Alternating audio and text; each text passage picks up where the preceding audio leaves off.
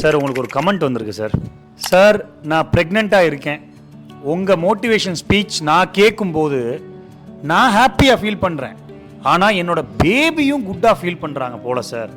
ஏன்னா உங்கள் ஸ்பீச்சை கேட்கும்போது அவங்க உதைக்கிறாங்க. ஆச்சரியமாக இருக்குது.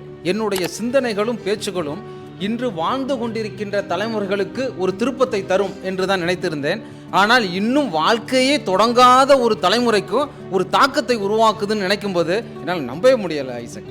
சார் இது அறிவியல் ரீதியாக பார்க்க போனால் கூட ஒரு கர்ப்பிணி எப்போ நல்ல விஷயத்தையே பார்த்து நல்ல விஷயத்தையே கேட்டு ஒரு பாசிட்டிவான அட்மாஸ்பியரில் இருக்காங்களோ அப்போ தான் ஆக்சிடோசின் அப்படின்ற ஒரு மகிழ்ச்சி ஹார்மோன் வந்து அவங்க உடம்புல அதிகமாக சுரக்கும்.